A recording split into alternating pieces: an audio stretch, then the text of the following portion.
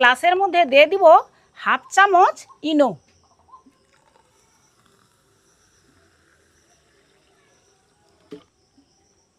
নমস্কার বন্ধুরা, বাঙালিয়ানাতে সবাইকে স্বাগত জানাই। বন্ধুরা, প্রতিদিনের মতো আমি আবারও চলে এসেছি একটা নতুন ধরনের ভিডিও নিয়ে। প্রতিটি বাড়িতে কেউ না কেউ গ্যাস অ্যাসিডের রুগী থাকে, আর গ্যাস অ্যাসিডের রুগীর জন্য আমরা দোকান থেকে গ্যাস অ্যাসিডের ঔষধ কিনে আনি। আর ঔষধের মধ্যে কিন্তু প্রথম মনে পড়ে ইনো। সেই ইনোটা দোকান থেকে না কিনে বাড়িতেই রান্নাঘরে থাকা কয়েকটি উপকরণ দিয়ে যদি বাড়িতেই ইনোটা তৈরি করে নেওয়া যায় তাহলে অনেকটাই সুবিধা হয়। চলো এবারে ইনোটা আমরা বানিয়ে ফেলি। ইনো তৈরি করতে যা যা উপকরণ লাগে, এখানে নিয়েছি কিছু লবণ আর খাওয়ার সোডা, আর এখানে নিয়েছি সাইট্রিক অ্যাসিড, যেটা টক চিনি নামেই আমরা চিনি। বন্ধুরা, আমরা জানি ইনো তৈরি করতে অনেক কিছুই লাগে, কিন্তু বেশি কিছু লাগে না। এই তিনটা উপকরণ থাকলেই একদম ইনো দোকানের মতো ইনো তৈরি হয়ে যায়। প্রথমে আমি এই টক চিনিটাকে শিলনোড়ায় গুঁড়ো করে নেব। এই টক চিনিটা খুবই টক, আর এই টক চিনিটা যে কোনো মুদির দোকানেই পাওয়া যাবে।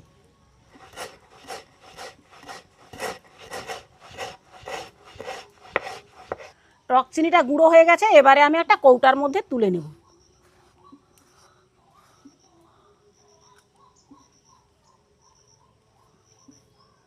এবারে এই তিনটা উপকরণ ঠিক পরিমাপে আমি একসঙ্গে মিশিয়ে নেব। মাপটা কিন্তু ঠিকঠাক দিতে হবে, একটু ভুলভাল হলেই কিন্তু ইনোটা সেরকমভাবে হবে না। এখানে টক চিনি বা সাইট্রিক অ্যাসিড নিয়ে নিব 2 চামচ।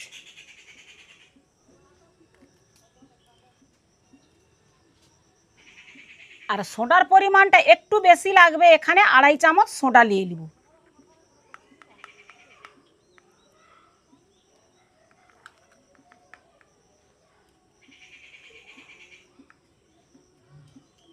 তোমরা যদি এর থেকেও বেশি করতে চাও তাহলে সেই মাপটা একটু বেশি করে নিতে হবে। আর লবণ নেব হাফ চামচ। এইবারে এইগুলো একসঙ্গে মাখিয়ে নেব। এই রকম তৈরি করে যদি বাড়িতে একটা কৌটার মধ্যে রাখা হয় তাহলে কি হয়, যখন কারো বদহজম বা গ্যাস অ্যাসিড হয়েছে সঙ্গে সঙ্গে হাফ চামচ দিয়ে 1 গ্লাস তৈরি করে খেলে একদম সঙ্গে সঙ্গে কাজ হয়ে যাবে। আর খুব কিন্তু সহজভাবেই তৈরি করা যায়। এইবারে গ্লাসের মধ্যে দিয়ে দিব হাফ চামচ ইনো। এইবারে দিয়ে দিব জল।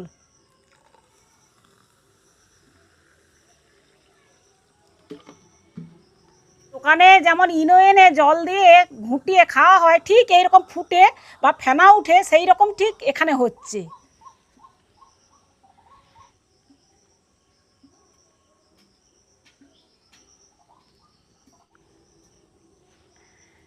একদম ইনো জল তৈরি। এইভাবে যদি 1 গ্লাস খেয়ে নেওয়া হয় তাহলে যার যত বড় ধরনের গ্যাস অ্যাসিড থাকুক সঙ্গে সঙ্গে কিন্তু নিরাময় হয়ে যাবে।